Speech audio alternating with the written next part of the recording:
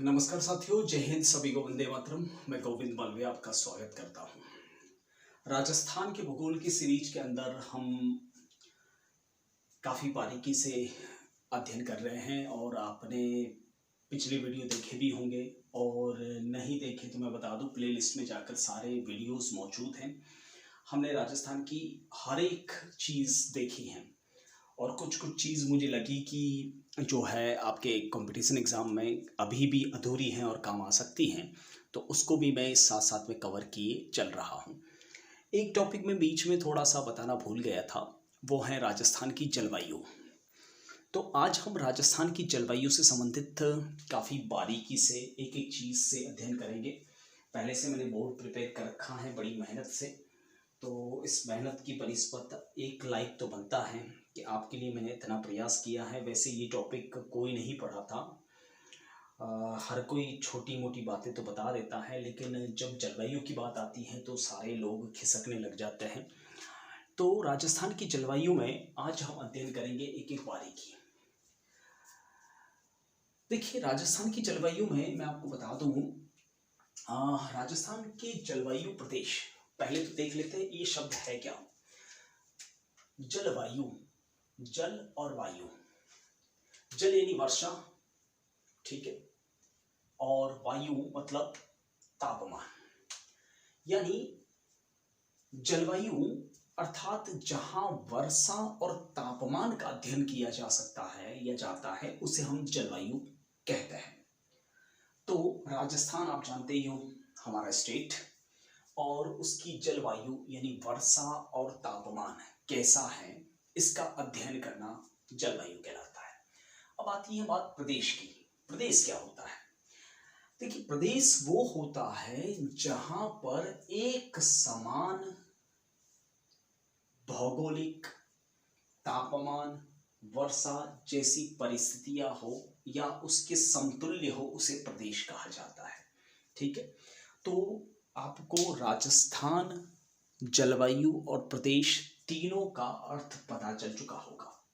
ठीक है, देखिए, एक समान वर्षा और तापमान हो वह जलवायु प्रदेश कहलाता है। और राजस्थान की जलवायु प्रदेश को जो है वह हम इस तरह से भी देख सकते हैं और इस तरह से भी देख सकते हैं। ठीक है, तो पहले अपन देख लेते हैं तापमान और वर्षा के आधार पर और वनस्पति के आधार पर राजस्थान की कैसे जलवायु है। वैसे एक जर्मन भूगोलवेत्ता हुए हैं जर्मनी के, जिनका नाम है कोपेन। कोपेन ने कहा है कि किसी भी स्थान की वनस्पति के अध्ययन से, किसी भी स्थान की वनस्पति कैसी है, ठीक है, उसके अध्ययन से वर्षा और तापमान का अध्ययन स्वतः हो जाता है।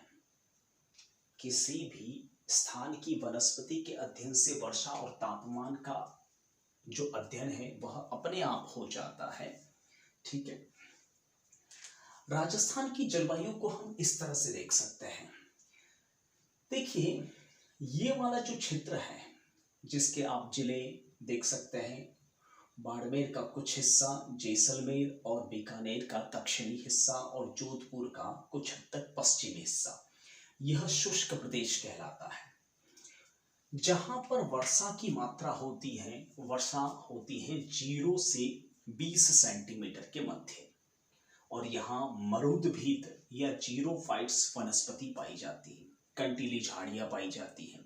ठीक है, दूसरा क्षेत्र है अर्ध शुष्क प्रदेश, जिसके अंतर्गत बाड़मेर का कुछ हिस्सा, इसके अलावा जालोर, पाली, सिरोही का कुछ हिस्सा, और इसके अलावा नागौर, झुंझुनू, बीकानेर का कुछ हिस्सा, गंगानगर, हनुमानगढ़, झुंझुनू जैसे प्रदेश आते हैं। यह अर्ध शुष्क प्रदेश, यहाँ पर वर्षा की मात्रा होती है 20 से 40 सेंटीमीटर के मध्य, और ये स्टेपी तुल्य यहाँ वनस्पति पाई जाती है। ठीक है, स्टेपी तुल्य वनस्पति पाई जाती है। नेक्स्ट आता है उपाद्र। उपाद्र जिसके अंतर्गत अरावली और उसके सहारे सहारे जितने भी प्रदेश है, जिले हैं, वे सारे आते हैं। आप मैप बना के भी कर सकते हैं, आप देख सकते हैं इस मैप को वहां डाल के और इस तरह से मैप ड्रॉ करके। यहाँ वर्षा की मात्रा होती है 40 से 60 सेंटीमीटर की। यहाँ पर पतझड़ और पर्वतीय वनस्पति पाई जाती है, स्वाभाविक है, अरावली है तो पर्वतीय वनस्पति होगी ही होगी। मैंने पिछले वीडियो में भौतिक प्रदेशों में भी बताया है ये सारी चीजें। यहाँ वर्षा की मात्रा होती है 40 से 60 सेंटीमीटर के मध्य, ठीक है, जो उपाद्र क्षेत्र कहलाता है। ठीक है, नेक्स्ट है आर्द्र क्षेत्र। आर्द्र क्षेत्र जिसके अंतर्गत ये वाला प्रदेश आता है, आप मैप बना के जिले तय कर लीजिएगा। 60 से 80 सेंटीमीटर के बीच में वर्षा होती है। ठीक है, यहाँ पर मिश्रित पर्णपाती वन पाए जाते हैं। मिश्रित पर्णपाती यानी साल में एक बार पतझड़ होती है उन पत्तों में और बाकी हरे भरे रहते हैं। नेक्स्ट है ये वाला क्षेत्र जिसे अति आर्द्र क्षेत्र कहते हैं, जहां पर वर्षा की मात्रा होती है 80 से 100 सेंटीमीटर के मध्य। और यहाँ पर जो वन पाए जाते हैं, स्पेशली हाड़ौती बेल्ट और बांसवाड़ा और कुछ हद तक चित्तौड़ का भैंसरोडगढ़ वाला इलाका, यहाँ पर सवाना तुल्य या मानसूनी वन पाए जाते हैं। ठीक है, देखिए अगर तापमान के आधार पर जलवायु को बांटा जाए तो राजस्थान में अभी अभी मैंने बताया 5 प्रदेश है, शुष्क प्रदेश, अर्ध शुष्क प्रदेश, उपाद्र प्रदेश, आर्द्र प्रदेश और अति आर्द्र प्रदेश। 5 भागों में जलवायु के आधार पर राजस्थान को बांटा जाता है। शुष्क प्रदेश में ग्रीष्म ऋतु में टेम्परेचर तापमान होता है 35 से 40 डिग्री सेल्सियस और शीत ऋतु में वही शुष्क प्रदेश में टेम्परेचर रहता है 12 से 16 डिग्री सेल्सियस के बीच में। वहीं अर्ध शुष्क प्रदेश में ग्रीष्म ऋतु में टेम्परेचर रहता है 32 से 36 डिग्री सेल्सियस तक और शीत ऋतु में रहता है 10 से 17 डिग्री सेल्सियस। वहीं उपाद्र क्षेत्र में ग्रीष्म ऋतु में टेम्परेचर रहता है 28 से 34 डिग्री सेल्सियस और शीत ऋतु में टेम्परेचर रहता है 12 से 18 डिग्री सेल्सियस। ठीक है, बात करें नेक्स्ट आर्द्र क्षेत्र में। ठीक है, तो आर्द्र क्षेत्र में ग्रीष्म ऋतु में टेम्परेचर रहता है 32 से 35 डिग्री सेल्सियस। साथ साथ में मैप भी देखते रहे आप, 32 से 35 डिग्री सेल्सियस और शीत ऋतु में रहता है 14 से 17 डिग्री सेल्सियस के मध्य। अति आर्द्र में देखें तो 30 से 34 डिग्री सेल्सियस के मध्य रहता है टेम्परेचर और शीत ऋतु में रहता है 12 से 15 डिग्री सेल्सियस के मध्य। ठीक है, तो टेम्परेचर के आधार पर भी यहाँ पर हम देख सकते हैं। ठीक है, जैसे कि यहाँ पर ग्रीष्म ऋतु में जो रहता है 35 से 40 डिग्री सेल्सियस और शीत ऋतु में रहता है 12 से 16 डिग्री सेल्सियस। ठीक है, इस तरह से आप बांट सकते हैं, आंकड़े आपके सामने हैं। देखिए अब बात आती है कोपेन के आधार पर जलवायु के वर्गीकरण। कोपेन के आधार पर ये चीजें वैसे भी कोई नहीं पढ़ा था। कोपेन के आधार पर राजस्थान की जलवायु जो है BWHW ये वाला क्षेत्र, फिर BSHW, फिर CWG एंड AW। अब ये क्या होता है BWHW, BSHW और CWG एंड AW, देखते हैं। देखिए कोपेन अभी अभी मैंने बताया कि एक जर्मनी का भूगोलवेत्ता है, भूगोल शास्त्री है। ठीक है, जर्मन कोपेन ने राजस्थान की जलवायु को इस प्रकार से बांटा है। एक बार इस मैप को ध्यानपूर्वक देखें आप, जिसमें डूंगरपुर बांसवाड़ा का कुछ हिस्सा और जो है नेक्स्ट हाड़ौती वाला बेल्ट कुछ हिस्सा, इधर ये पूर्वी मैदानी हिस्सा और ये पर्वतीय हिस्सा और ये सूखा प्रदेश। देखिए आपको पता होगा पृथ्वी का आकार और ये आडी रेखाएं अक्षांश रेखाएं, खड़ी रेखाएं देशांतर रेखाएं। ठीक है, आपको पता होगा 0 डिग्री मध्य रेखा जिसे हम भूमध्य रेखा या विषुवत रेखा कहते हैं, इसके उत्तर में 23.5 डिग्री कर्क रेखा और दक्षिण में 23.5 डिग्री मकर रेखा। उसके बाद 35 डिग्री, उसके बाद 45 डिग्री, उसके बाद में 66 डिग्री और फिर 90 डिग्री। ठीक है, इन क्षेत्रों को कोपेन ने ए बी सी डी और ई 5 भागों में बांटा है।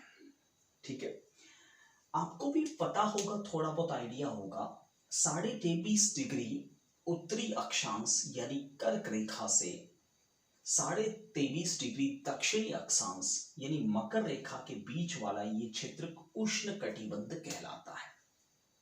ठीक है, और उसके बाद ये वाला उपोष्ण कटिबंध कहलाता है 35 डिग्री तक, और उसके बाद वाला जो है वह 45 डिग्री तक शीत कटिबंध में आता, शीतोष्ण कटिबंध में आता है, और 66.5 डिग्री तक उपध्रुवीय कटिबंध में आता है, और 66.5 से 90 डिग्री के बीच में ध्रुवीय कटिबंध के अंतर्गत आता है।